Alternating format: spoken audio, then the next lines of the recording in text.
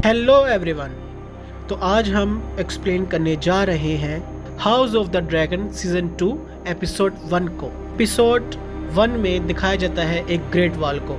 अगर आप लोगों ने गेम ऑफ थ्रोन के सारे सीजन देखे हैं तो उसमें भी ये ग्रेट वॉल दिखाई जाती है जो नाइट किंग और उसकी सेना को रोकने के लिए होती है।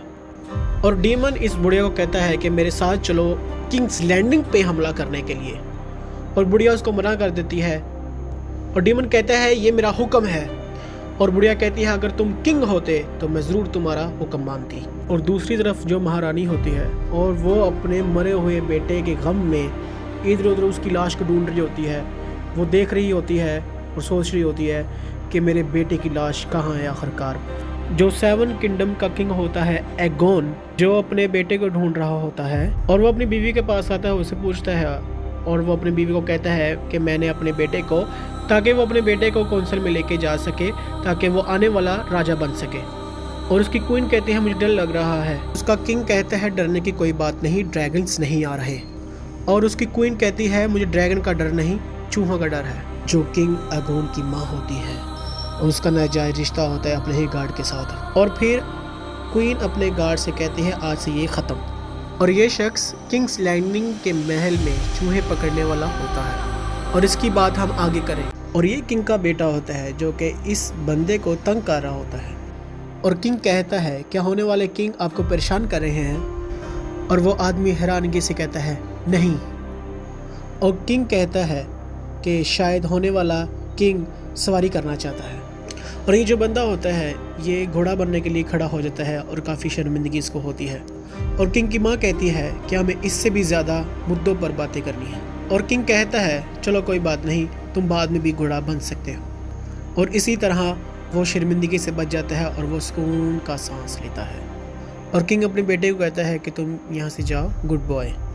रानेरा जो बिग हीरोइन होती है उसने समुंदर में ब्लॉकेड लगाया होता है ताकि बहरी जहाज़ एक तरफ से दूसरी तरफ ना जा सके। और इसकी वजह से किंग्स लैंडिंग बहुत ख़तरे में है। और किंग का भाई प्रिंस वो सभा में आता है, यानी कि मीटिंग में आता है, और कहता है कि हमें बहुत कुछ करना होगा। और किंग कहता है कि हमें ड्रैगन को साथ लेकर ब्लॉकेड को तबाह कर देंगे। और किंग की माँ कहती है कि ड्रैगन रनेरा के पास भी है, अगर हमने ड्रैगन गंवाए तो उन्हें दोबारा पाना बहुत मुश्किल हो जाएगा। और दूसरी तरफ रनेरा अपने बेटे की लाश को ढूंढ रही होती है। और रनेरा एक समुंदर के किनारे पे पहुंचती है। उसको कुछ मछुआरे नज़र आते हैं। वो ड्रैगन के साथ उड़ती हुई तारों की तरफ आती है। मछुआरे ड्रैगन को देखकर भागने लग जाते हैं। और जब ड्रैगन लैंडिंग करता है मछुआरों के पास, और आप इस बंदे को देखें, सारे लोग डर के भाग रहे हैं और ये हंस के भाग रहे हैं। और रनेरा अपने ड्रैगन से उतरती है और मछुआरों के जहाज़ की तरफ जाती है। और रनेरा देखती है मछली की जाली में उसके बेटे का ड्रैगन का पर होता है और उस बच्चे के कपड़े भी। और रनेरा जाली से अपने बच्चे के कपड़े को निकालती है और वो अपने बच्चे के कपड़े को अपने गोदी में लेती है और काफ़ी गमगीन हो जाती है और बहुत ज़्यादा रोती है। और जो मछुआरे होते हैं वो क्वीन को दूर खड़े होकर देखते हैं। और यहाँ से दुख भरा सीन ख़त्म होता है। और यहाँ किंग अपने अवाम की मुश्किलें सुन रहा होता है और ये शख्स अपना मसला बयान करता है।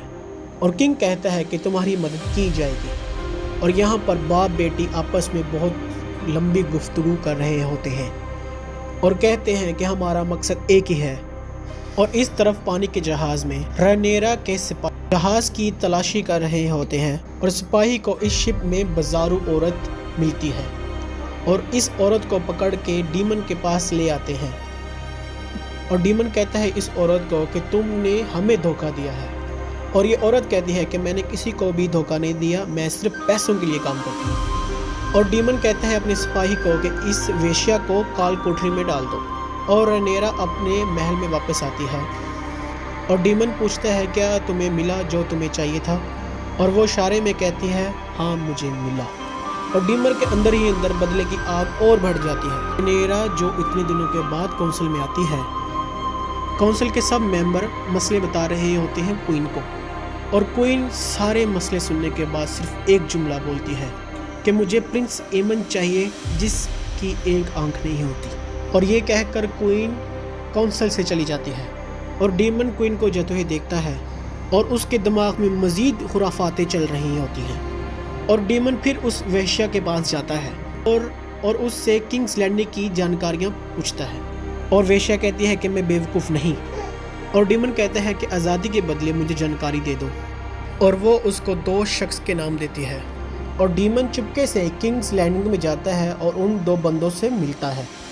और उन 2 बंदों में से एक बंदा चूहे वाला होता है जिसकी बात हमने पहले की थी। और उन दोनों बंदों को कहता है कि पैसे के बदले में मुझे प्रिंस एमन का सर लाने को कहता है। और वो चूहे वाला कहता है अगर प्रिंस एमन ना मिले तो फिर वो दोनों महल के गटरी रास्ते से यानी कि खुफिया रास्ते से महल में जाते हैं। किंग और उनके गार्ड के सामने से जाते हैं और किसी को भी इन पर शक नहीं होता।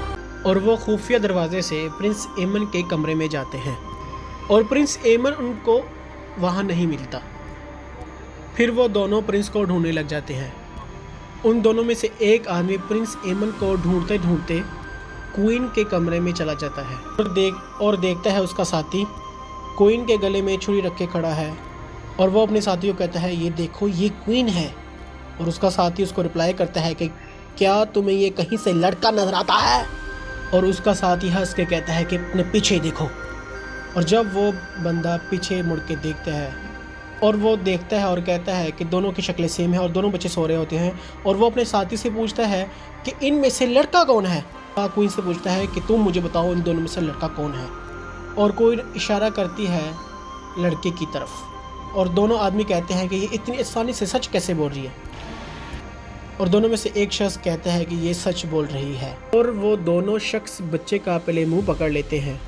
खौफ और डर से कहती है नहीं। और आखिरकार इसका डर सच हो गया और इसको डर ड्रैगन का नहीं चूहों का था। वही चूहे वाला आज इसके बेटे का गर्दन काट रहे हैं।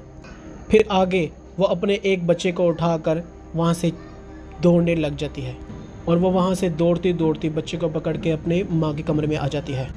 और यहाँ पे कोई दूसरा ही सीन चल रहा होता है कि बेटी सदमे में होती है और उधर ही वो फर्श पे बैठ जाती है। और उसकी माँ पूछती है कि तुम्हें क्या हुआ? और वो कहती है कि उन्होंने बच्चे को मार दिया। और यहीं पे ये पहला एपिसोड ख़त्म होता है।